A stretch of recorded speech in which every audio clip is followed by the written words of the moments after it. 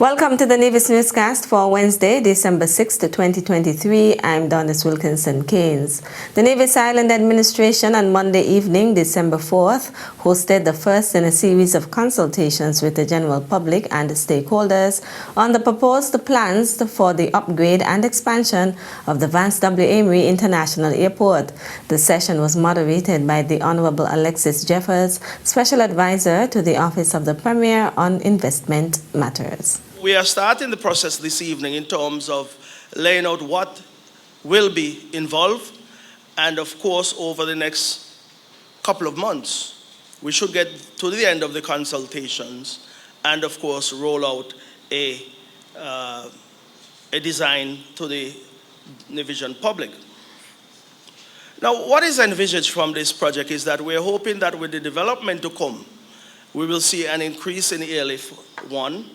Two, we will see increase in employment, increase in investment, and also we'll also see the opportunity for Nevis to be showcased to the international community, in that the connection to Nevis should be made much easier. We are not seeking to attract the 737s or the 747s or the A320s if you're familiar with those type of aircrafts. We are seeking to expand based on our limitations at Vance W. International Airport. We are seeking to expand to accommodate aircraft such as the Embraer 170 that carries up to 60 plus passengers, and also the Embraer 175 which carries upwards of 70 to 86 passengers. Additionally, all of the major private jets or business jets should be able to land with some limitations. Some will be able to land without limitations when it's all said and done. The session featured presentations from representatives of Perez Engineering Construction and Consulting Services Limited, who discussed the scope of work. We are expected to extend the runway eastwards and westwards to get the 5,500 feet of runway that we are seeking to have. Improve lighting, modern lighting that is, increase or improvement to the apron, the airport apron, and also the construction of a brand new apron as well. We'll see the construction of a brand new fire hall or firefighting facility, along with the appropriate equipment, that is fire tenders. We'll also see the construction of a hangar. And in recent weeks we've had discussions with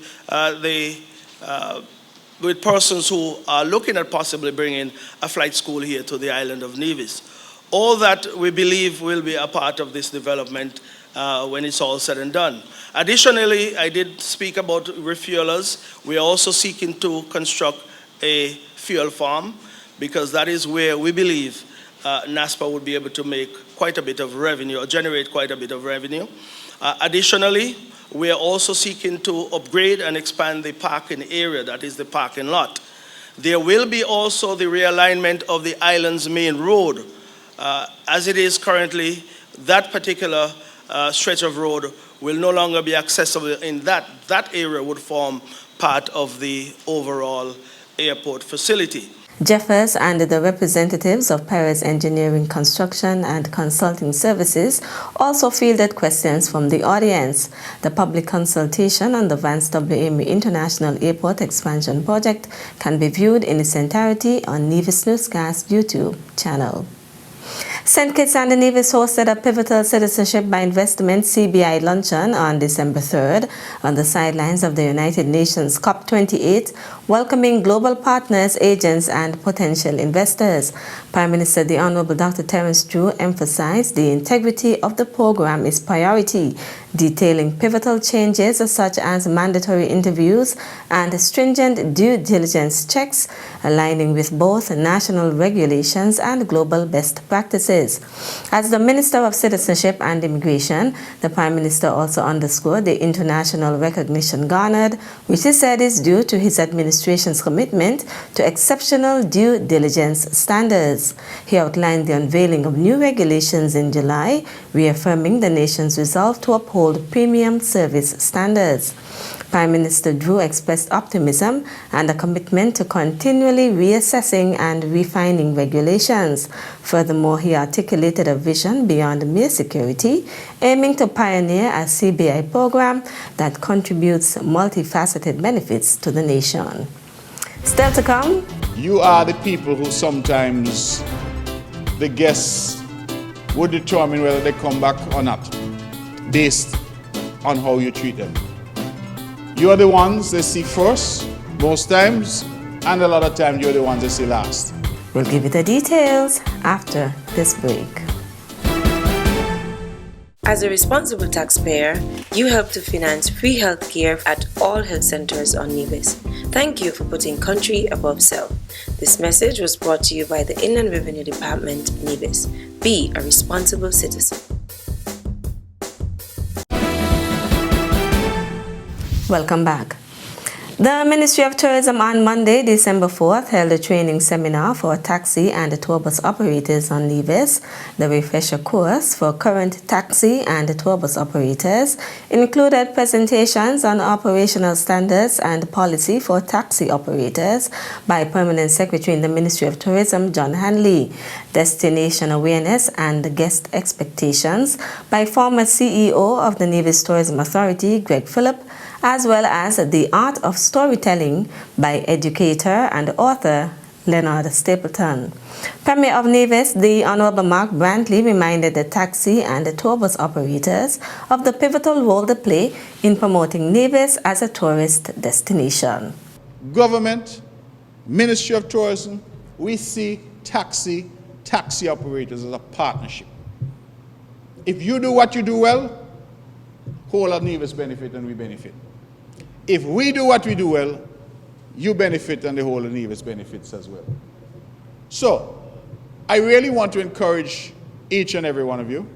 I want to thank each and every one of you for the work that you have been doing and the work that you continue to do. I want to say to you that we remain open, willing, and able to assist where necessary. And where you have concerns, where you have needs, I ask you to bring them to us. We don't know everything.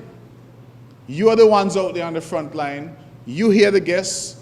You may hear from the guests what their experience is, what they would have liked to see. And that feedback will be very useful to us to help us to do what we do better. At the end of the day, brothers and sisters, Nevis is our Nevis. It's all we have. All we have. And it is for us to protect it. It is for us to do the best we can. It is for us always to put our best foot forward, understanding that whatever we do or say impacts this little island of ours. And if, as we all like to claim, we love Nevis, and Nevis nice, we must demonstrate it in our actions and in the quality of service that we offer. According to Vanessa Webb, Product Development Manager, the Ministry of Tourism also intends to host a similar seminar to recruit new taxi and tour bus operators.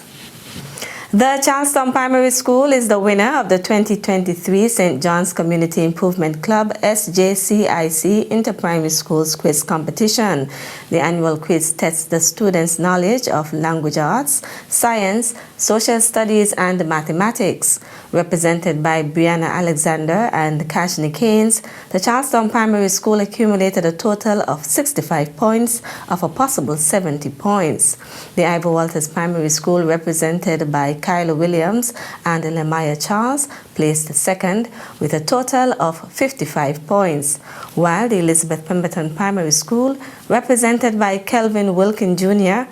and Jaida Gilfillan, placed third with 50 points. The 6 participating schools were presented with monetary and other prizes for taking part in the competition. This event is one in keeping with the objective of the club, because in 1981 we actually established the SJCIC Primary Schools Quiz, and we started with 2 primary schools at that time in St. John's, the Prospect Primary School, now the Ivor Walters Primary School, and the St. John's Primary School, now the Elizabeth Pemberton Primary School.